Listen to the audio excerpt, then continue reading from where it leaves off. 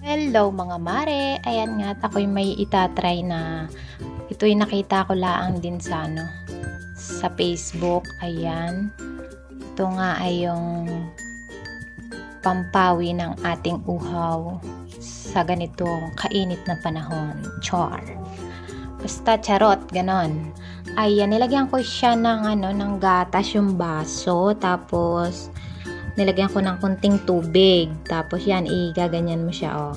Basta kunting-kunti lang, yung hindi naman siya sobrang daming tubig. Tapos papahid mo yan dyan sa palibot ng baso.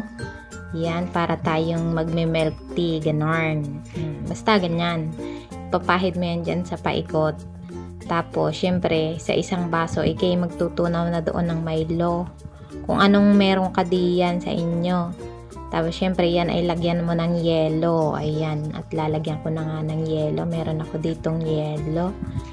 Ayan. Tapos, aking lalagyan ng Milo. Tutunawin muna natin yung Milo, syempre, sa konting mainit na tubig. Ayan.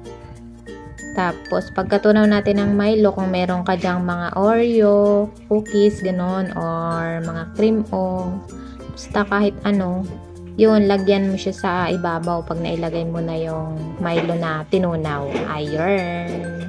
Kaya ano pang hinihintay mo mga mare, try mo na rin at para ka na rin nag-milk tea. Ayan. Masarap din siya. Tapos lalagyan mo syempre ng tubig dahil matamis yan at nilagyan ko yan ng asukal and Milo. Kaya dadagdagan mo ng tubig. Ayan. Tapos kung meron ka naman diyang mga karimpo na tinapay, ay lagyan mo sa ibabaw at panalong panalo yan mga mare. Diyos ko, sa init ng panahon ngayon.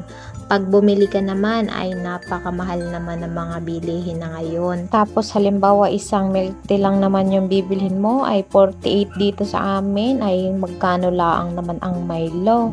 Tapos ikay may yelo naman sa inyo, may asukal, o ay digay panalong panalo na.